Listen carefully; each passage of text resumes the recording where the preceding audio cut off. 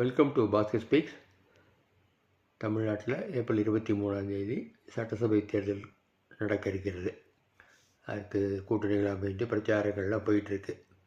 நான் சில ஏடிஎம்கேவுடைய நிலைமை பற்றி, விஜய் பற்றி ஒரு என்னுடைய ஸ்பீச்சில் சொல்லியிருக்கேன். இப்போ அடுத்தது முக்கியமான கட்சி, அந்த கட்சியை பற்றி இப்போ பேச வேண்டியிருக்கு. ஏன்னா அவங்க தான் இன்றைக்கி ஸ்கிரிப்ட் ரைட்டிங் பண்ணுறதுனால அது என்னன்னு அதை டீகோட் பண்ண வேண்டியிருக்கு நமக்கு. இப்போ அது என்னென்னா, மத்திய ஆளும் பிஜேபி அவர்களுக்கு இந்த வருடம் முக்கியமான வருடம். அவர்கள் இன்னும் திமுகவுக்கு மற்றும் எதிர்ப்பு என்று நினைக்கக்கூடாது. ஏன்னா அதிமுக அணியில் இருக்கிறதுனால அவங்க திமுக ஆட்சியை கவுப்பதற்காக அந்த கட்சியோடு இருக்காங்க, அந்த அலையன்ஸில். அவ்வளோதான். ஆனால் 2 திராவிட கட்சிகளையும் கண்டிப்பாக முற்றிலும் ஒழிப்பது தான் பிஜேபியுடைய எண்ணம். அந்த எண்ணத்தின் அடிப்படையில் தான் இப்போ செயல்பட்டு கொண்டிருக்கிறார்கள்ன்றதை நம்ம பார்க்குறோம். இது ஏன் இப்படி பண்ணணும் அப்படின்னா, அவர்களால் எந்த அலையையும் இங்கே கொண்டு வர முடியல. பிஜேபி மோடி அலையின் அந்த அலையும் இங்கே வரல, எடுபடலை தமிழ்நாட்டில்.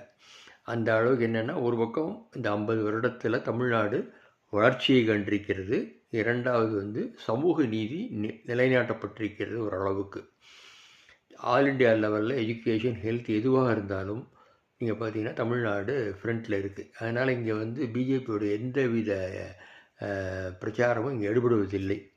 அதான் உண்மையான ரீசன். அதனால் எப்படியாவது இந்த தடவை இதை உள்ளே கொண்டு வந்தே ஆகணும் அப்படிங்கிற மாதிரி பிஜேபி ரொம்ப சீரியஸாக ட்ரை பண்ணுது. அதுக்கு முதல்ல டிஎம்கே ஆட்சி இன்றைக்கி இருக்குது. அவங்க கடந்த 5 வருட செயல்பாடை பார்த்து அவங்க ஆன்டி பிஜேபிங்கிறதுனால அவங்கள கண்டிப்பாக முதல் கட்டமாக அவங்கள தோக்கடிக்கணுங்கிறதுல பிஜேபி உறுதியாக இருக்குது. இரண்டாவது, இந்த பக்கம் அதிமுகவும் ஜெயலலிதா மர்மமான முறையில் செத்தாங்க. அதுக்கப்புறம் எடப்பாடியை கொண்டு அந்த எடப்பாடி அரசு முழுக்க பிஜேபி சப்போர்ட் பண்ணிச்சு. ஆனாலும் அதிமுகவை முற்றிலும் ஒழிப்பது தான் இந்த திராவிட ஆட்சிக்கே ஒட்டுமொத்தமான ஒரு முற்றுப்புள்ளி வைக்கணுங்கிறது தான் பிஜேபியோட இன்றைக்கி உள்ள ஸ்டாண்டு. அப்போது ஃப்யூச்சரையும் சேர்த்து தான் இந்த 26 எலெக்ஷனை மட்டுமே அவங்க கணக்கில் வைக்கலை.